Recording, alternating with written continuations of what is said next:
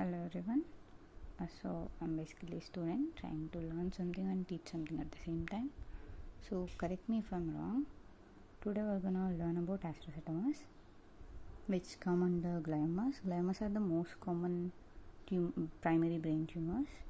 Astrocytomas, as the name suggests, they resemble astrocytes, like the tumor cells resemble astrocytes, but they differ in pleomorphism, mitotic figures and all. That's why they are the tumors and hypercellularity and all.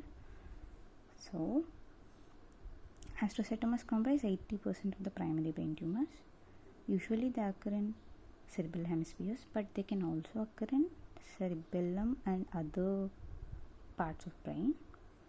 Usually they occur from 4th decade to 6th decade of age. And grading is done as 1 to 4. Grade 1 is considered to be the localized lesion, which is pilocytic astrocytoma. Grade 2 to grade 4 are infiltrating astrocytomas. Grade 2 is commonly called as diffuse astrocytoma. Grade 3 is anaplastic. Grade 4 is glioblastoma. And anaplastic astrocytoma has the good prognosis out of all. Glioblastoma is also divided based on its occurrence. Like if it comes from a already existing low grade cytoma, it is considered as secondary glioblastoma. If it comes as a de novo, like new onset of disease tumor, like then it is called as primary glioblastoma. Usually these primary glioblastomas occur in old age, and they are IDH wild. IDH is isocitrate dehydrogenase. So IDH wild type are like no mutations in IDH 1 or 2. But secondary glioblastoma usually occur from a lower grade astrocytoma. So lower grade astrocytomas, all except this primary glioblastoma astrocytomas, are IDH mutant type. So already existing lower grade astrocytoma is IDH mutant. These secondary glioblastomas occur in younger ages. And coming to mutations, IDH1 or IDH2 are the most common mutations seen in astrocytomas. Except from primary glioblastoma, rest all are IDH mutant. IDH mutant has a better prognosis, so primary glioblastoma has the poor prognosis as it is IDH wild type.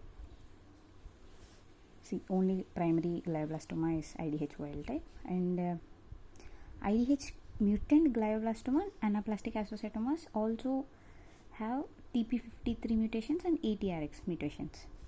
And IDH wild type, which is IDH not IDH mutant, that glioblastoma has the following mutations instead of IDH.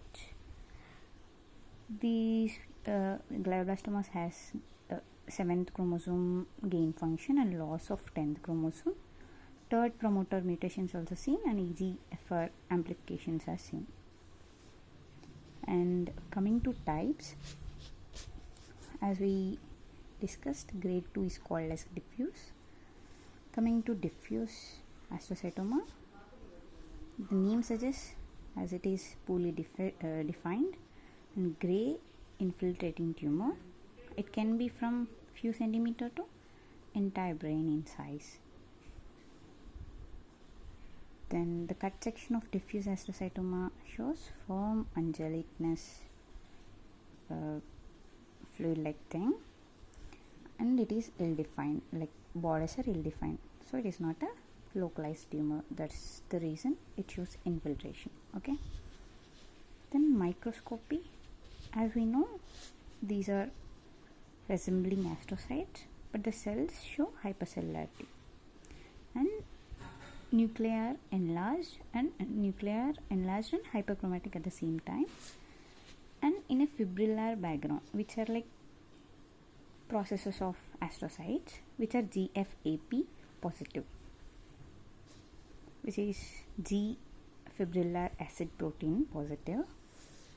So these diffuse astrocytomas are GFAP positive.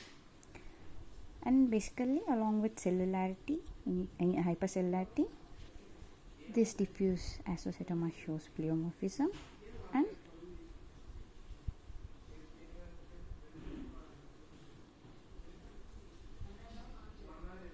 okay,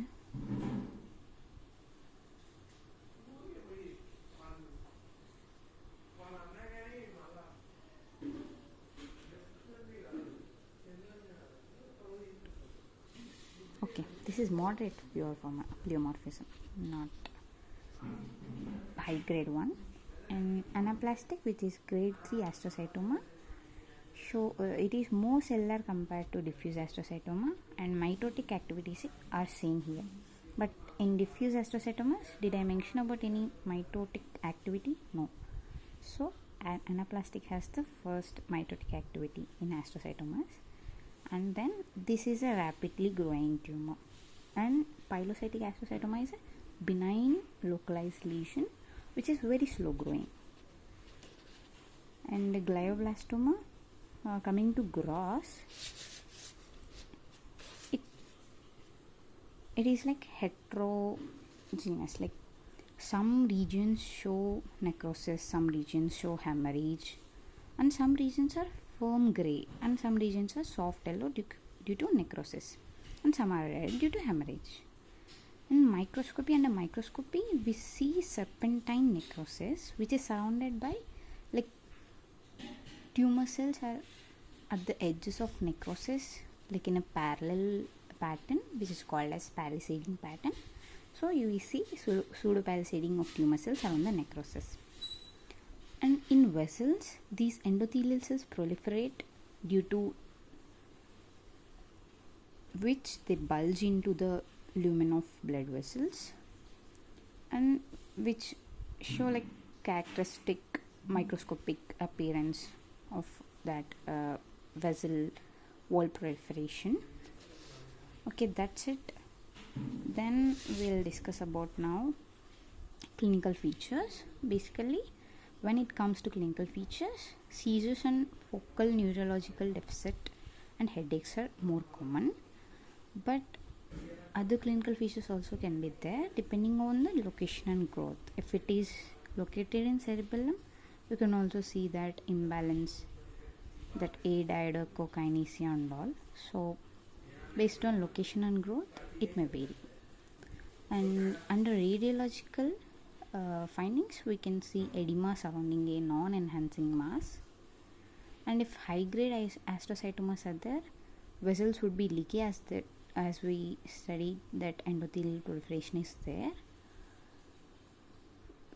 These leaky vessels, they make a contrast under like CT or MRI, which shows like ring-like enhancement in glioblastoma. So that's it about astrocytomas. Okay, I'm still a student. Please correct me if anything I have thought is wrong, and any new points also you can add. Thank you.